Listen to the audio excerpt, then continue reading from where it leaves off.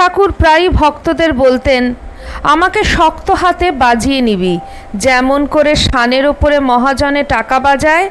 ব্যাপারী যেমন তীক্ষ্ণ চোখে দেখে নেয় মালের টুটা ফুটা। ভক্ত হয়েছিস বলে বোকা হবি কেন? বুঝে সুঝে দেখে শুনে নিবি। সন্দেহই যদি রাখবি তবে সন্ধান জানবি কি করে? বাজিয়ে নাও, যাচাই করে নাও, পরের মুখের ঝাল খাবে কেন? কেন মেনে নেবে শোনা কথা? নিজে এসো, বসো, দেখো পরখ করে, তন্ন তন্ন করে দেখো, কিন্তু পরীক্ষার পর প্রমাণে যদি পরিতৃপ্ত হও তখন কি হবে? কোন দিকে যাত্রা করবে? ভক্তদের এই যাচাই করা দেখে ঠাকুর কিন্তু খুব খুশি হতেন। এইভাবে ঠাকুরকে অনেক ভক্ত শিষ্য নানাভাবে পরীক্ষা করে বাজিয়ে নিয়েছেন। তার মধ্যে অন্যতম ঠাকুরের সবথেকে প্রিয় শিষ্য স্বামী বিবেকানন্দ। ঠাকুরের মহাপ্রয়াণের পরেও স্বামীজি বারবার ঠাকুরকে পরীক্ষা করেছেন এবং বারবার তিনি প্রমাণ পেয়েছেন। নরেন্দ্রনাথ দত্ত তখনও স্বামী বিবেকানন্দ হননি। ঠাকুরের সাথে পরিচিত হওয়ার একদম প্রথম দিককার একটি ঘটনা। নরেন্দ্রনাথ একদিন দক্ষিণেশ্বর এসেছেন। ঠাকুরের ঘরটিতে গিয়ে দেখেন ঠাকুর নেই। জিজ্ঞেস করায় জানতে পারলেন তিনি কলকাতায় গিয়েছেন, এখনই ফিরবেন। নরেন্দ্রনাথ ভাবলেন, তা হোক, এই সুবর্ণ সুযোগ, দেখা যাক কেমন তার সোনার ওপর বিতৃষ্ণা। ঘর ফাঁকা হতেই পকেট থেকে একটি টাকা বের করলেন নরেন্দ্রনাথ দত্ত। ঠাকুরের বিছানার নিচে আলগোছে লুকিয়ে রাখলেন। তারপর সে তল্লাটেই আর রইলেন না তিনি। সিধে চলে গেলেন পঞ্চবটী, কেউ যেন ঘুণাক্ষরে টের না পায়। কতক্ষণ পরেই ফিরে এলেন ঠাকুর। দেখতে পেয়েই নরেন্দ্রনাথ এগিয়ে এলেন তাড়াতাড়ি। এবার বোঝা যাবে কাঞ্চন ত্যাগের মহিমা। ঘরের মধ্যে আগে ভাগে ঢুকে ঠিক কোণটিতে বেছে দাঁড়িয়ে রইলেন চুপচাপ। যেমন নিত্য বসেন তেমনি বিছানায় এসে বসলেন ঠাকুর। কিন্তু গা ঠেকিয়েছেন কি না ঠেকিয়েছেন চিৎকার করে উঠলেন, যেন জ্বলন্ত অঙ্গারের ওপর বসেছেন, এমনি দগ্ধকর যন্ত্রণা। কি হলো ঠাকুরের? ব্যস্ত হয়ে চারিদিকে তাকাতে লাগলেন সকলে। বিষাক্ত কিছু দংশন করলো নাকি? কই, বিছানায় কিছু দেখা যাচ্ছে না তো। ঠাকুর সরে দাঁড়ালেন খাটের থেকে। কাছাকাছি যারা ছিল সবল হাতে ঝাড়তে লাগলেন বিছানা। টং টং করে হঠাৎ একটা আওয়াজ হলো মেঝের ওপর। ওটা কি? ওটা একটা টাকা দেখছি না। বিছানায় এলো কি করে? নরেন্দ্রনাথ তাড়াতাড়ি চলে গেলেন ঘর ছেড়ে। ঠাকুর বললেন, বুঝেছি বুঝেছি। আনন্দে ঠাকুর বিহ্বল হয়ে উঠলেন, তুই আমাকে পরীক্ষা করছিস? বেশ তো, নিবি তো পরীক্ষা করে। কত পরীক্ষা করেছেন মথুরবাবু। ফাঁকা ঘরে মেয়ে মানুষ ঢুকিয়ে দিয়েছেন, বলেছেন জমিদারির খানিকটা তোমাকে লিখে দিই। তোদের যার যেমন মন চায় যাচাই করে নে। যা চাই তা পাবো কি না এ জিজ্ঞাসায় যখন এসেছিস তখন যাচাই করা ছাড়বি কেন? তোদের সকলের সন্দেহ নিরসন করে নে। চলে আয় সত্যের স্থিরতায়, সিদ্ধান্তের শান্তিতে। কাপ্তেনও এমনি পরীক্ষা করে নিয়েছিলেন। যেদিন দিনের বেলায় প্রথম দেখলেন ঠাকুরকে, ঠিক করলেন রাতের বেলাও দেখে যেতে হবে। দেখে যেতে হবে রাতেও এ সূর্য সমপ্রভই থাকে কিনা। কোনটিতে চুপি চুপি রইলেন চোখ মেলে। দেখলেন এ সূর্যের উদয়াচলই আছে, অস্তাচল নেই।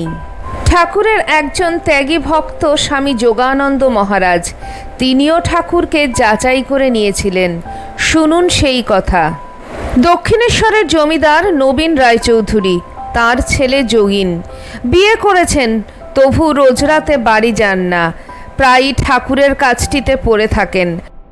যখন আর কোনো ভক্তরা ঠাকুরের কাছে পিঠে থাকেন না, তখন ফাঁকতালে ঠাকুরের কোনো কাজে লেগে যেতে পারেন কি না তারই আশায় জেগে থাকেন। সেদিন সন্ধে হতে না হতেই ভক্তেরা বিদায় নিয়েছেন। যোগিন বসে আছেন একলাটি। ঠাকুর জিজ্ঞেস করলেন, কি রে, বাড়ি যাবি না? যোগিন বললেন, কেউ আজ নেই আপনার কাছে, ভাবছি আমি তবে থেকে যাই রাতখানা। ঠাকুর খুশি হলেন। রাত 10টা পর্যন্ত আলাপ করলেন একটানা। আলাপের বিষয়ও সেই এক টানের বিষয়, সেই এক ঈশ্বরের টান। রাত 10টায় জলযোগ করলেন ঠাকুর। যোগিনও খেয়ে নিলেন কালীঘরে। ঠাকুর শুয়ে পড়লেন তার বড় খাটটিতে। সেই ঘরেই মেঝেতে বিছানা পাতলেন যোগিন। মাঝরাত্রি। ঠাকুরের একটিবার বাইরে যাওয়ার দরকার হলো। তিনি তাকালেন যোগিনের দিকে। অঘরে ঘুমাচ্ছে ছেলেটি। কেমন মায়া হলো ঠাকুরের। ডেকে ঘুম ভাঙালেন না, নিজেই দোর খুলে বেরিয়ে গেলেন। একা একা চলে গেলেন ঝাউতলা। খানিক পরেই ঘুম ভেঙে গেল যোগিনের। দেখলেন, এ কি, ঘরের দরজা খোলা কেন? ঠাকুর কোথায়? বিছানা যে শূন্য। এত রাত্রে কোথায় গেলেন তিনি একা একা? গাড়ু গামছা তো সব ঠিকঠাক জায়গাতেই আছে। আর তাই যদি যাবেন, তাহলে তাকে সঙ্গে করে নিয়ে গেলেন না কেন? যোগিনের মনে হলো, তবে বোধহয় চাঁদের আলোয় একটু বেড়াচ্ছেন ঠাকুর। গঙ্গায় ঝিরঝিরে হাওয়া দিয়েছে। যোগিন বেরিয়ে এলেন। কই, গঙ্গার কাছাকাছি কোথাও তিনি নেই তো। যোগিন ঘর থেকে বেরিয়ে আরেকটু দূরে গেলেন। বাইরে এসে উৎসুক চোখে দেখতে লাগলেন চারদিক। কোথাও সাড়াও নেই, শব্দও নেই। হঠাৎ বুকের মধ্যে ধাক্কা খেলেন যোগিন। ঠাকুর কি লুকিয়ে তার স্ত্রীর কাছে নহবতখানায় এলেন? ভয় করতে লাগলো যোগিনের। দিনের বেলা তিনি যা বলেন, রাতের বেলা তিনি তা পালন করেন না? ডুবে ডুবে জল খান? না, এর একটা হেস্তনেস্ত দেখে যেতে হবে, ভাবলেন যোগিন। নহবতখানার কাছাকাছি এগিয়ে গেলেন তিনি। নিষ্পলক চোখে চেয়ে রইলেন দরজার দিকে। ব্যাপারটা অন্যায় হচ্ছে, তবু নিশ্চিত না হওয়া পর্যন্ত মুক্তি নেই যোগিনের। যোগিন ভাবলেন, নহবতখানার দরজা খুলে ঠাকুর বেরিয়ে এলেই দক্ষিণেশ্বর ছেড়ে সোজা বাড়ি চলে যাবে। পথ ভুলেও আসবে না আর এ তল্লাটে। সমস্ত আকাশ বাতাস যেন নিঃশ্বাস রুদ্ধ করে আছে। একটি গাছের পাতাও নড়ছে না। উৎসুক একটা প্রতীক্ষা মুহূর্তের মালায় স্তব্ধতার মন্ত্র জপ করে চলেছে। যিনি অচ্যুত, তিনি যেন এক্ষুনি বিচ্যুত হয়ে পড়বেন। চট চট চটি জুতোর আওয়াজ শোনা গেল। কে যেন আসছে পঞ্চবটির ওদিক থেকে। কান খাড়া করলেন যোগিন। এ তো সেই পরিচিত পদশব্দ। সর্বাঙ্গে শিউরে উঠে তাকালেন চন্দ্রালোকে। সত্যি তো, ঠাকুরই তো আসছেন। যোগিন মরমে মরে গেলেন। কে কাকে ধরে ফেলে? যোগিনের ইচ্ছে হলো মাটির সঙ্গে মিশে যাই। যে মাটিতে তিনি পা রেখেছেন, সেই পদস্পর্শনের মাটিতে। কাছে এসে ঠাকুর জিজ্ঞেস করলেন, কি রে, এখানে দাঁড়িয়ে আছিস যে? অধোমুখে চুপ করে দাঁড়িয়ে রইলেন যোগিন। অন্তর্দর্শী বুঝেছেন এক পলকে, তবু অপরাধ নেওয়ার নাম নেই। আশ্বাসের স্নেহছত্র মেলে ধরলেন স্বচ্ছন্দে।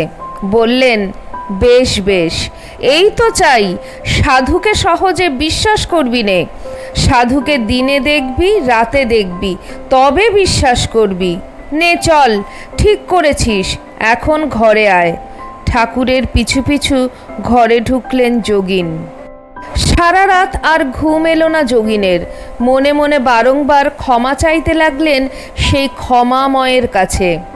ভগবানকে ছোট করেছেন বলে ব্যাসদেব যেমন ক্ষমা চেয়েছিলেন, বলেছিলেন, হে জগদীশ্বর, তুমি রূপবর্জিত, অথচ আমি ধ্যানে তোমার রূপ কল্পনা করেছি।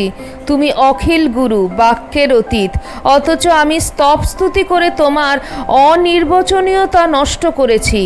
তুমি সর্বব্যাপী, অথচ আমি তীর্থ ভ্রমণ করে তোমার সেই সর্বব্যাপিত্ব খণ্ডন করেছি।